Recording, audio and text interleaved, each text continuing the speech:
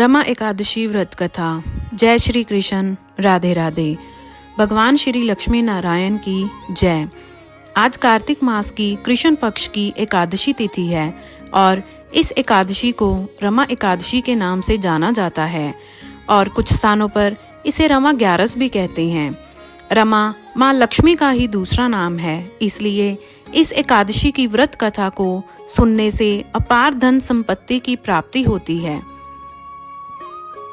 जो व्यक्ति रमा एकादशी का व्रत करता है उसे वैकुंठ में स्थान प्राप्त होता है।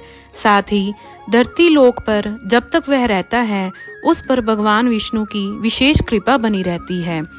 पद्म पुराण के अनुसार रमा एकादशी व्रत कामधेनु और चिंतामणि के समान फल देता है।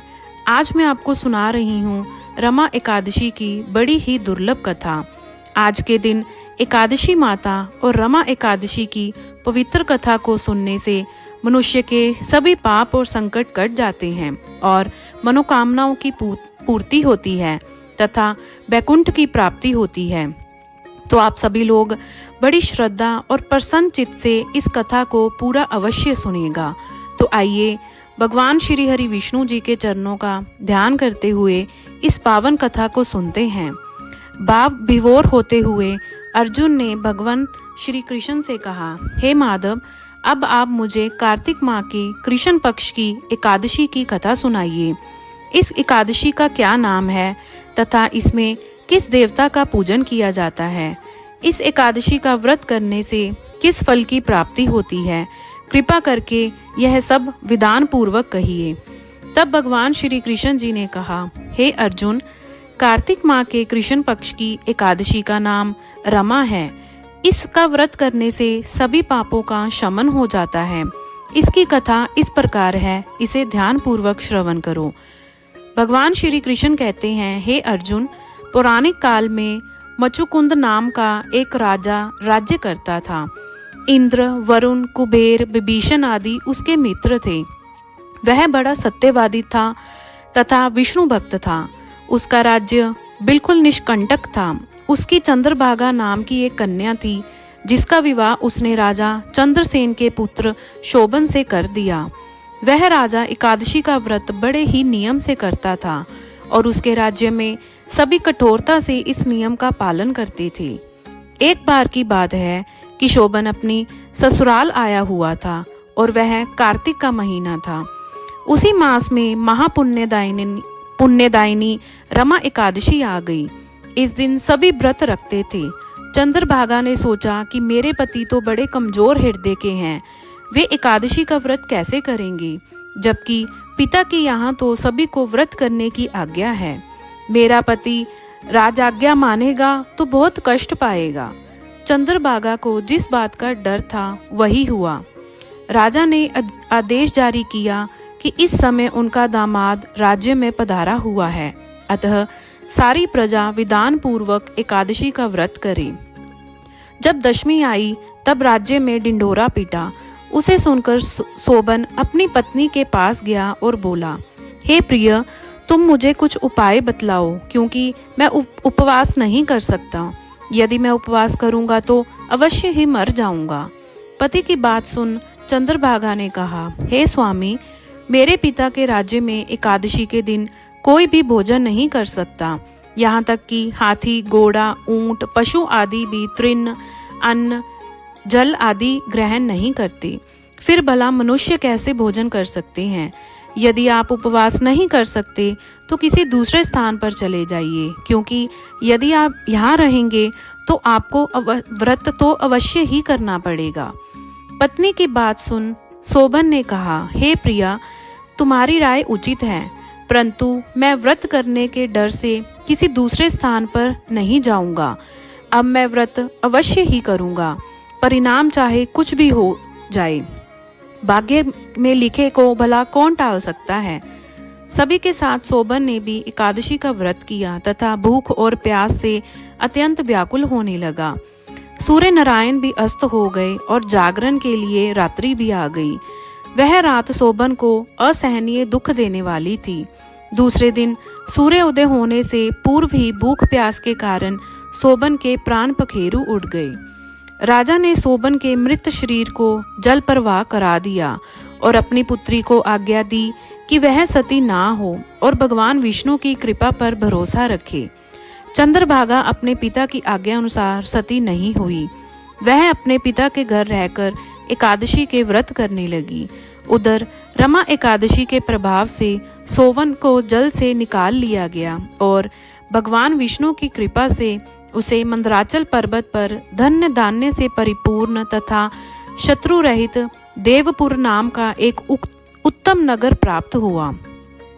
उसे वहां का राजा बना दिया गया। उसके महल में रत्न तथा स्वर्ण के खंभे लगे हुए थे। राजा सोबन स्वर्ण तथा मणियों के सिंहासन पर सुंदर वस्त्र तथा आभूषण धारण किए बैठा था। गंधर्व तथा अप्सराएं नृत्य कर उसकी स्तुति कर रहे थे। उस समय राजा सोबन मानो दूसरा इंद्र प्रतीत हो रहा था। उन्हीं दिनों मचुकुंद नगर में रहने वाला सोम शर्मा नाम का एक ब्राह्मण तीर्थ यात्रा के लिए निकला हुआ था। घूमते घूमते वह सोबन के राज्य में जा पहुंचा और उसको देखा।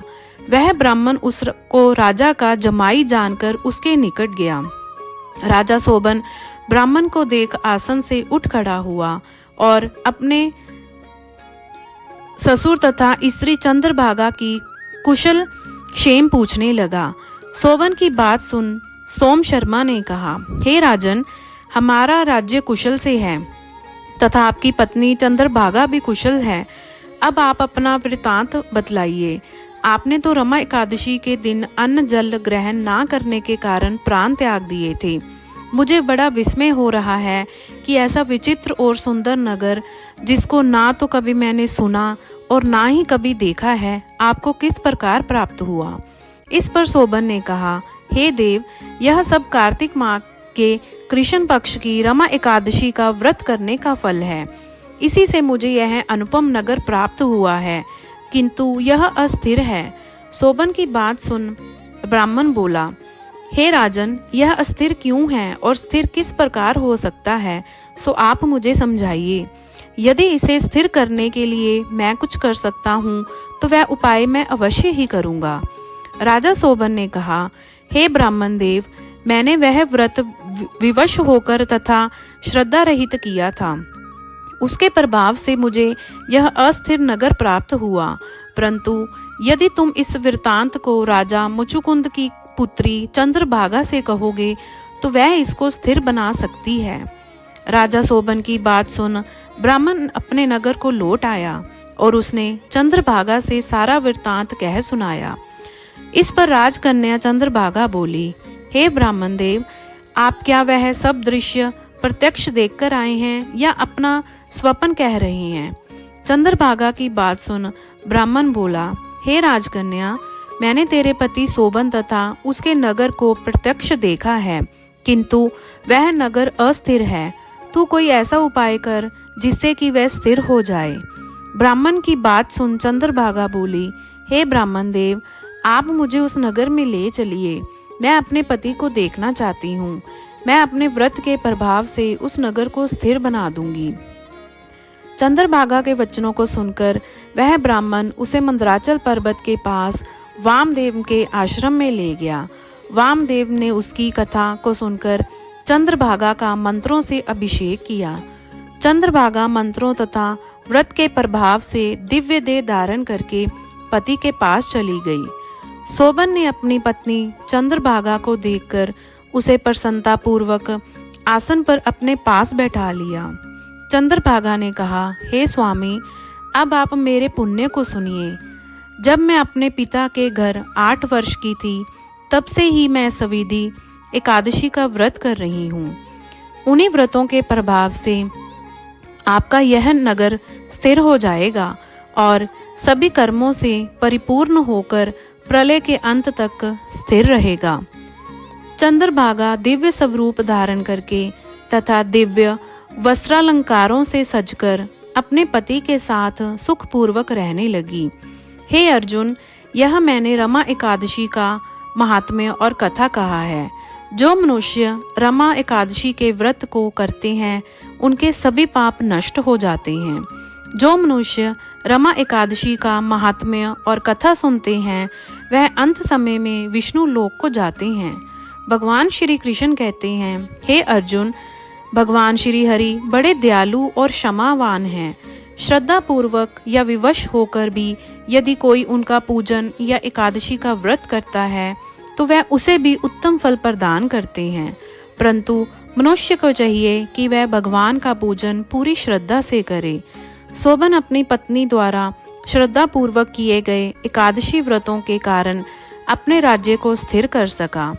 ऐसी सुकर्मा पत्नी भगवान श्री हरि की कृपा से ही प्राप्त हो सकती है। बोलिए विष्णु भगवान की जय।